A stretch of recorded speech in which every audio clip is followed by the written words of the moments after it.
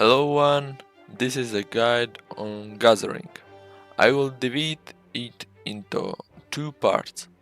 Today I will try to teach you how to increase survivability when gathering resources in black zones. I will give you a couple of tips and tricks and how to behave and what to do in certain situations, what should increase your chance to survival.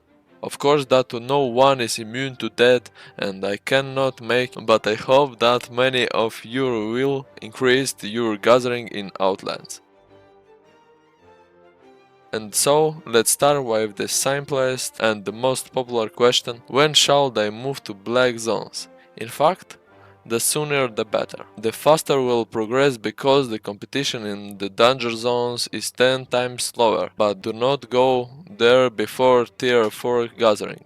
For a beginner, the optimal tier is 4, as it is from this tier we will be able to collect enchanted resources on the map.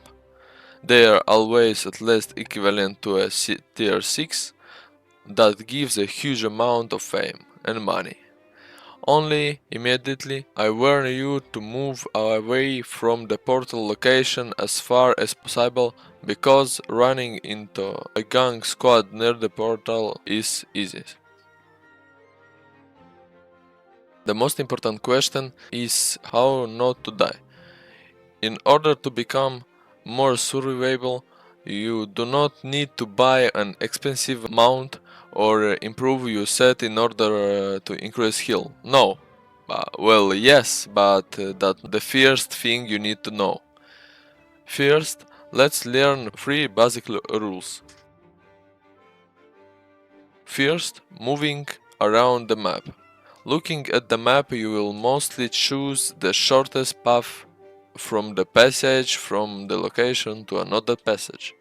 Because of this, many players can get ambushed on the way, on some narrow passage, on a bridge, or somewhere else.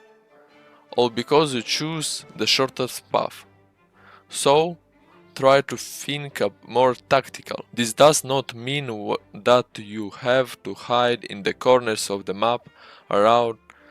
It also works just to bypass the undesirable points and try to move not on the road. This way will take 30-40 seconds more, but at less probability you will meet gangers. Plus, if you go the longer way, you can find rare resources. Point 2. Will always be on guard. It sounds trivial, but believe me, and even half a second can save your life. Try to keep the cursor always on the mount when you collect resources.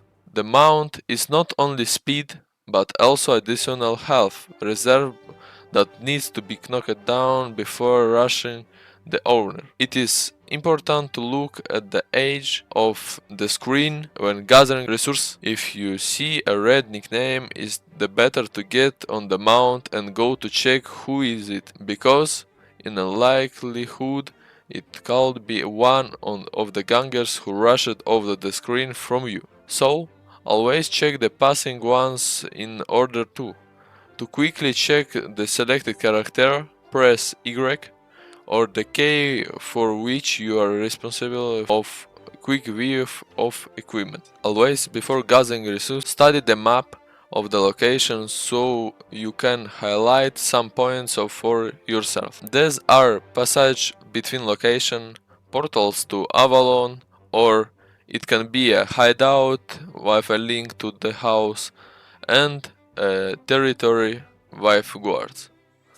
Also, as a last resort, you can run away in static dungeon, but for this you must have a bottle of invisibility, and then you can run a great distance in dungeon without taking damage from the mobs that will take you away from the chase. Point 3. How to choose a place to farm.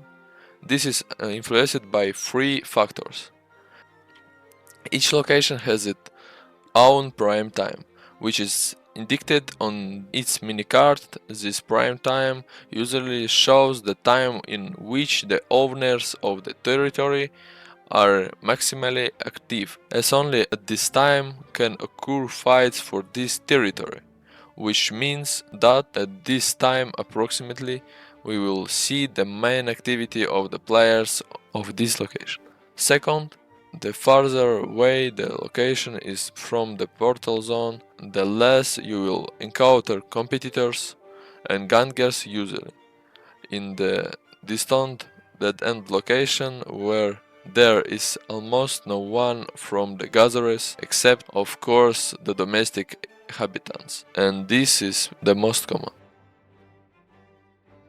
The third point, the population of the location, the more alliance on the number of the players reside in this location, the more competition in the location it will be. And at the end, when to farm. It is best to farm outside of prime time.